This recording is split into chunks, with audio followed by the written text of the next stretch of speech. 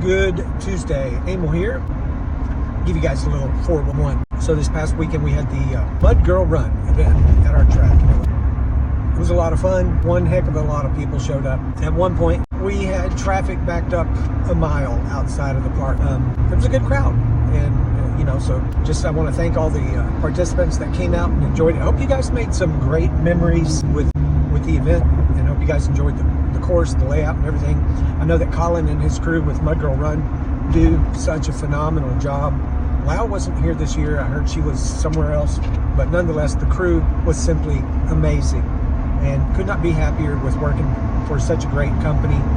Mud Girl Run, you guys rock. So this past Thursday, I got a call from my oncologist, and they were letting me know that my white blood cells were way down, and that I shouldn't be around people and all of this kind of stuff. So, we have a strong enough staff, and sometimes I can step back, and Rudy and Cooper came out and they did an amazing job with the parking with the rest of the staff, and it was good. So they had all the bases covered, but still, as owning the park, you just want to be hands-on with these events, and I just could not do that this past weekend. Apparently, your white blood cells are pretty darn important, so the doctor says. And now I got to figure out a way to get my white blood cells back up. I think the lab work on my blood, they said everything else was great or good, but the white blood cells and some other thing related to the white blood cells was down substantially, and so I kind of did my own little AI research on it, and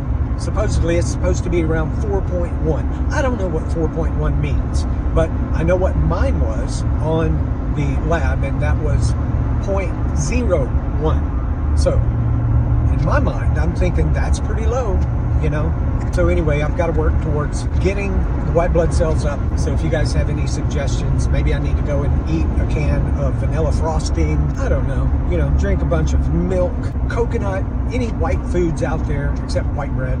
Everybody knows white bread's not good for you. Anyway, I got to get the white blood count up in order to do the next round of chemo, which is coming up in about 8 or 9 days. And I'll be honest with you guys, I'm not looking forward to it, because this round has not been fun at all. But we'll get through it and get to it and kick cancer's ass. Just doing the best you can do, eating all the right things, listening to the oncologist, listening to the functional medicine doctor, listening to Dr. Wendy. That's the most important thing. And, just all the love and support and prayers from everybody. All of those things matter in a journey like this. And just real quick, backing up a little bit, in April when I found out, okay, I got something wrong with me, and by July we knew. So you got April, May, June, July. I guess in late May, I start doing the functional medicine. The CT scan in April revealed the mass to be 6.7, and by the time I got my needle-guided biopsy in July 1st, it was 4.4. So it did shrink substantially during that time, and I'm thinking to myself, man, bring it on. We got this. It's no big deal. 4 or 5 weeks later, I get my PET scan. I got my bone marrow scan. I had a blood test done in Europe. All of those things said, yep, you've got this particular type of cancer. And, my oncologist was telling me, hey, I've got patients that have had this type of cancer for 20 years and never had to treat it. Well, I don't know what the hell is different from my cancer to the next person's, but mine exploded. Completely unrelated.